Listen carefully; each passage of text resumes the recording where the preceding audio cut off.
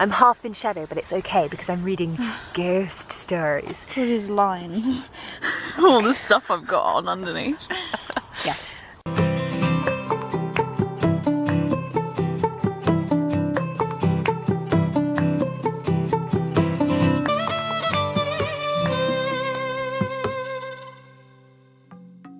Okay, right. Both in frame.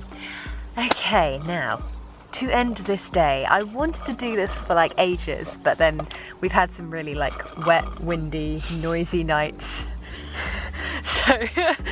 So I thought this is the perfect night. We may go in and out of frame, by the way, it's because it's low light, so don't worry, we're still here, they can hear us. Yes, anyways. Now, we're 27, we're a bit old for ghost stories, but whilst researching for this trip, I found the Tripadvisor reviews of one particular campsite. And they read like a ghost story. It's very, very funny. I'm not entirely sure that this campsite... We're good. I'm not entirely sure that this campsite is even still running. I think it might have been shut down by now, so I don't feel like we're ruining anybody's business. What's it called? I will tell you in just one moment. Okay. Also, it's, like Tripadvisor is publicly accessible to anybody, so again, I don't think I'm ruining anybody's business by just rereading what people have already publicly posted. Just wanted to put that out there in case anyone thinks I'm being mean to this particular campsite. Also, we haven't stayed there for these reasons.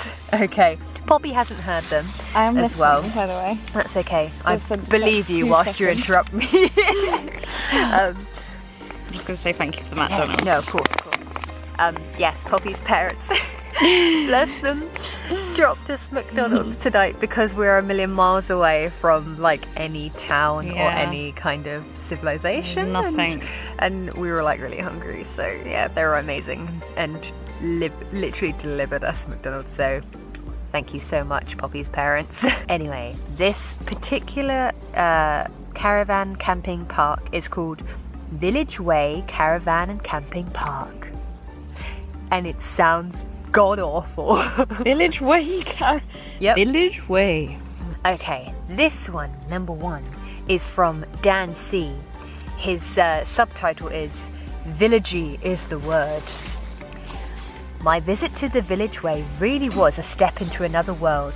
I stayed at Village Way as part of a weekend camping holiday with 4 friends. We picked the site for its proximity to Shanklin. It was easy to get to by car and there was plenty of space to park. On arrival in the mid-afternoon, the place seemed very quiet and ringing the bell to the main house yielded no response. Eventually, my friend went around the back and found the lady who runs the place dozing off in a chair. Once roused, she was friendly, if a little vague, and we paid £15 each to camp for 2 nights. The lady told us where we could pitch our tents, told us where the showers and loos were, and left us to it. So far, so good. We grabbed our kit from the car and wandered round the corner past a whole load of immobile and very decrepit-looking caravans covered in lichen. Our 2 tents had plenty of space. All this sounds really good so far. The first thing we saw on rounding the corner to our pitch was a large dog turd on the edge of it. Not ideal on a warm July afternoon. We can relate to the dog turd. There's been non-stop dog turds everywhere. So many poos. We pitched our tents, stepping over our welcome present, and went off to Shanklin. Welcome present? Do you know what we did with our welcome present? We put leaves and a rock over it. We covered it with rocks like a Viking funeral. We knew where it was. When we got back in the late evening, it was clear that this isn't just a campsite caravan park, it's a traveller site. We were left alone, but it very much felt like we were camping on people's doorsteps. Later, as we were nodding off, there was a worrying sloshing sound and acrid stench of sewage washed over the entire area. It sounded very close, and for a moment I wondered if someone's septic tank had split. But no tsunami carried us off, and in due course the throat-clawing stink died away. In the morning we were woken by noises. as well as the proximity to Shanklin Airstrip, busy at that time of year, with a plane taking off or landing every couple of minutes, there was a great deal of noise generated by a couple of locals, in inverted commas, mounting up on two-stroke scooters, taking off with great clouds of exhaust and dogs barking. I went to use the shower block, 20p for a 5-minute warm dribble. You had that. 20p? Which I was fine with, but which was a little useless for the girls. The shower block itself was very basic, not much more than a shed really. While it did have lockable cabins for privacy, there was a complete exposure to the wind, so using the shower in cool weather would definitely be a bracing experience. The whole place was crawling with enormous spiders. The toilets attached had not been cleaned in some time, with scarcely functioning loos, no soap, and only one tap out of the 6 of the gents working. The girls reported that their facilities were even worse. Our experience the following evening and morning was the same. More locals coming and going, a few spaced out looking villagers wandering about in string vests. No change in the state of the bathroom facilities. Overall, it felt like being stuck in the past. It was cheap but not so cheerful, but at least the weather was good and the locals didn't bother us. Still, I wouldn't go back. I loved the Isle of Wight and I'd happily camp there again, though. But not there. Wow. So that was that one. Sounds terrible. That was the tamest one. All the same place. It's all the same place, literally. I read them all because I liked them so much. And underneath room tip he put, the static caravans looked like they had been dragged through World War II backwards and were in need of a go. Okay, this next one is from Mr. Happy. It's gonna be great, right? His header is, this site is a joke, in capital. Stayed here from Sunday to the following Sunday. The site owners let themselves into the caravan on the Saturday night whilst I was showering and turned off the gas, stating that I had arrived on the Saturday and should have left even though I paid for the full week. What a joke. Had to find elsewhere to stay due to the owners had lost the plot. Not happy. The site is very old and the statics look like they could fall to dust. Mucky cooking utensils, no quilts or pillows, so I had to buy them when I arrived. The sheets provided were stained, should be shut down. Whoa. It gets better. Next one, Barry P. Dueling Banjos is his title. That other guy doesn't sound very happy. Okay, where do I start? We arrived on site and eventually, to our horror, realised that the dishevelled looking gentleman with a can of special brew in hand was the site owner. The owner of which can only be described as Steptoe and Son Scrapyard. The whole area was littered with junk, lots of junk, accommodation. The caravan was very substandard, smelly, dirty, and in need of a proper clean, and several light bulbs. The utensils and cooking facilities should have had a health warning on them, disappointed to say the least. It would appear the site had permanent residents on there. If you've seen the film Deliverance, you'll know where I'm going with this.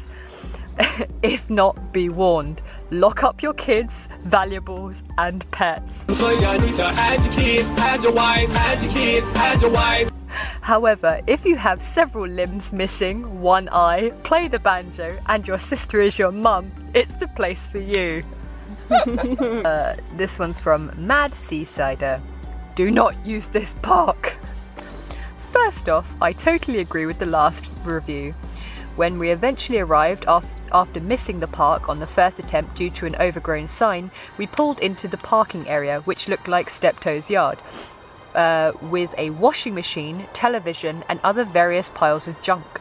The permanent caravans that are in this area are a lovely shade of mouldy green, with a bizarre fairground ride precariously perched on top of one. We were given our keys by what I thought were the standby cast of the Rocky Horror Show. The caravan where we were allocated was approximately 15 years old, and in that time I doubt if any of the internal features had been replaced. The carpets and curtains were particularly manky. They are one of the few sites on the island which allow pets, as my daughter can confirm when she found a dog's chewing bone under the bed. They also charge for any electric used by a fitted meter, which takes £1 coins. If you want to use the washing facilities, £3. The rotary clothesline is situated in the dustbin compound. The permanent residents, along with the local constabulary, made an appearance after a rowdy argument. If we could have relocated, we would have, but we got out as soon as possible during the day and snuck in, which they spelt snook, in as late as possible. Please visit the beautiful Isle of Wight, but give this place a massive miss. I begrudge giving this place even one green blob, but I have to. And last one is from Hayes H. It's all in capitals, this. Don't stay here appears to be a traveller's site. Okay. Stayed here last summer in August and felt the need to share how terrible this site really is. On arrival, a man in shorts and a can of Tennent's in his hand greeted us to say the woman that owned it was in bed. Caravan was old, tatty, filthy, and bedding which we were given stank of fags. Very tatty site with various permanent, again everybody's talking about the permanent residents, that put myself and my family on edge the whole time we were there. The fishing lake was a big hit, but be careful of needles, beer cans, etc. around this area, and it has access to footpath, but don't let your kids there on their own. If it hadn't been for my grandfather who insisted on staying, we would have turned tail and run for our lives when we saw the permanent residents strolling round at 10 a.m. with beer cans, no tops, and looking really attractive. On the second morning, I looked out of the caravan to see who I thought was a site cleaner picking up fag butts, but realised he wasn't when he proceeded to smoke them. I can laugh about it now, but it was disgusting and rather scary experience at the time. Please, please, please, 3 please, do not go here. Really isn't a nice place, even if the price seems good. And apparently it's £15, like that guy paid £15 to camp there. I don't think it would be worth £1 if any of these are to be believed. But yes, so we've been at many different campsites over this. We've dealt with crazy rain, slightly cold or wet manky toilets or whatever, but nothing compared to this. So I just wanted to give you a little ghost story. And what's it called again? Village Way Caravan and Camping Park. Wonder if it still exists. I'm pretty sure it's gone now. I had a look. Sounds like a proper hillbilly thing, like hills have eyes kind of thing. That's what I got. Like, I love the idea of the locals just walking around in string vests or drinking beer. Hillbilly. Oh my just god. Like, smoking used fag butts and needles terrible. And just sounds so disgusting. So that's hilarious. Yeah, thought you'd enjoy amazing reviews. Yeah. And we're going to be giving pretty much good reviews, I think, to most of the caravan sites, aren't we? Because we've had nothing but like good experiences. Speaking of, we are going to get nice and cozy and go to bed for our last night camping. In the middle of nowhere. There is nothing. Absolute nowhere. Like just a road and like one house. Yeah. And the toilets are ancient. They're so cold. They're not heated. And they're really, really old. There's no blow dry. You know, we've blow dried everything anytime it's got wet. There's no blow dries here. What are we going to do? We're just going to have to pray it stays dry. We're like, oh my god, there's like nowhere to get food. Yeah. We haven't eaten. It's just fields. We even phoned Domino's and they said they wouldn't deliver to this place because it's too far. We're like, it's a 20-minute drive. Oh, but it's okay because Poppy's parents rescued us with McDonald's. Mwah, thank you. Anyways, yes, we're going to get all cozy, go to bed, and we'll see you guys tomorrow for the last day. We're hoping to head up towards Compton and to go to the pub as our finishing destination. The Sun Inn. The Sun Inn. Benedict Cumberbatch had his wedding reception there, so something like that. The Cumberbatch We're Club. gonna have a pint in there. And toast our success. Isn't my head like a tiny little... I can't see you. Oh my god, when you breathed it was like cold. I'm a dragon. I'm a dragon. I'm a dragon. Anyway, thank you for liking, commenting and subscribing, and yeah, pray it stays dry. Thanks for watching. See you in the world. Bye. Bye. Goodbye.